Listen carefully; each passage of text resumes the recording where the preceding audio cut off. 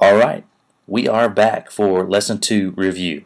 Okay, this is Final Cut Pro, what you need to know, Lesson 2. Here we go. Okay, so how do you create a bin inside another bin? Well, very simply, we have a bin. Let me pull up the browser here. I'll zoom in. Alright, so in order to create a bin inside bin 2 here, I got to right click and do new bin. And then when I do that, you can see there's the bin inside the other bin. Very simple. Okay, you always just have to highlight a bin, right click or control click, and that puts it right inside the other bin. Okay? Alright, now let's jump around here. Okay, so what are the 4 methods you can use to create an overwrite or insert edit? Okay, very, very simple. We can click an edit button, which those are located right here. Okay, we can insert, overwrite. Alright, well, we can do a little fit to fill here. There's one way. Of course I don't have that targeted. Okay, the second way is we can use a keyboard shortcut, right? So the keyboard shortcuts, again, pop up here, F10, F9, or F11. Okay, I'll zoom into those so you can see that again. F9 and F10, and then of course F11. Okay, the other way, just drag a clip from the browser. There we go. Drag it and drop it. Okay, very simple. Or we can open up a clip in the viewer, and we can take it and drag it into the Canvas Edit Overlay window. Okay, very easily done right there. Those are the 4 ways or the 4 methods that you can use to create an edit. Okay, so how do we drag an audio clip from the viewer audio tab to the Canvas Edit Overlay or the timeline? Well, that's not a problem now, is it? We open this up. Let's take a look at the audio, and we're going to give ourselves a hand, right? Give ourselves a hand just by grabbing the hand icon and then dragging it down to the timeline. There you go. Okay, now that's messing with the audio. That's just dragging the audio down to the timeline. Hand tool, simple as that. Okay, so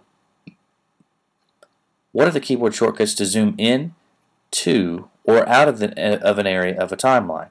Okay, well, if we want to zoom in and out of a timeline, it's Option plus, zooms right in, or Option minus. Now, Command plus and Command minus do the same thing, but here we're going to look for Option plus and Option minus most likely on the test. Okay, but we know that Command does the same thing, but look for Option plus and Option minus for zooming out. Okay, so let's see. How do we target, or I guess the next thing is, how do you change the track heights in the timeline? Okay, that's very easy. We come down here to this button here. You can see toggle the track height timeline right there, and you can see the keyboard shortcut is Shift T. So you can select that button and cycle through, or you can hit Shift T. Here's me hitting Shift T. There we go. Cycling through the lines. Very simple. Okay, let's take a look at the next thing. Okay, how do you target a track in the timeline? How do you target a track in the timeline?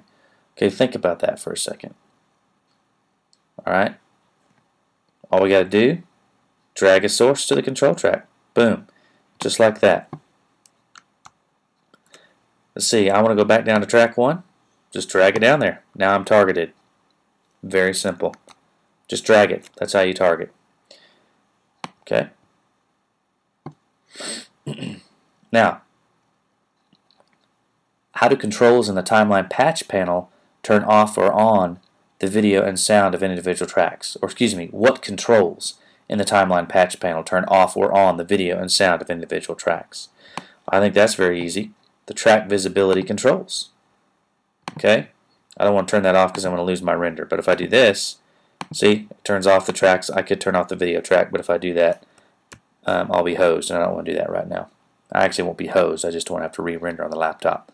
So, okay, now To select a clip in the timeline, you click it once. Name 2 ways to deselect it. Well, that's right. I can click this clip, or I can click here in the gray area, or I can highlight this clip and hit Command Option, what? Or is it, what is it? Somebody tell me. What's the keyboard shortcut? Command Shift A. Boom. Just remember, Command A selects them all, and Command Shift A deselects. So select a clip, click in the gray, or select a clip and then hit Command Shift A. Alright, there you go. Simple as that. Now, how do you change a clip's location in the timeline? Okay, this seems very self-explanatory. I can either click and drag it, right? Or I can highlight the clip and then enter a move amount, right? So if I hit plus, I can go 5 seconds and then hit enter. But it's not going to go anywhere simply because it's located there. But if I do hit it, you can see that the move sign comes up and it says, where am I going? Alright, so there you go. The next one, let's take a look here. Now, what are 2 ways to turn snapping on or off? You guys remember there's a snapping button located right here. Boom, that's your snapping, turning it on or off, and you can't see the keyboard shortcut, but everybody knows that's in. Snapping keyboard shortcut is in. So those are the 2 ways to turn it on and or off. Okay, so let's take a look. When dragging clips from the viewer to the timeline, our pointer changes, right? As we position the clip depending on the type of edit we're going to make. So when we're making an overwrite edit, what type of arrow does our pointer change to? So if I'm going to drag something down here, what type of edit is that? There's an overwrite edit. It's going to point down. If I'm going to insert, it's going to go that direction. And let me zoom in here. So you remember that little gray line that we have there? That's the big kicker. So let me drag this down here so you guys can see it a little closer. There. That's the overwrite, and that's the insert edit. Remember, down is insert. Excuse me, down is overwrite, and right above the line to the right is insert. Okay? Very good. Now, when we open a clip in the viewer, what do we see in the timeline patch panel? Remember, this confused a lot of people, and I definitely don't want to do that again. So just remember, if I were to open up a new project, okay, and let me open up a clip. Boom. So I open up this clip, and what is with this clip? Notice it's just video only. There's no audio with it. This is what we see in the timeline patch panel. What displays in the viewer?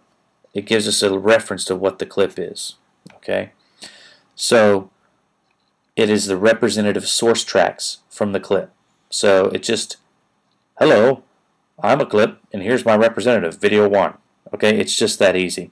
So if I had something with audio, it would pop in and it would look like this, video and 2 audio tracks in stereo. Okay, right there. And remember, if I had a mono track, there would only be 1 track of audio there. Excellent. Okay, very good. That's lesson 2 in a nutshell. What you need to know. And we'll come back with lesson 3 right after this.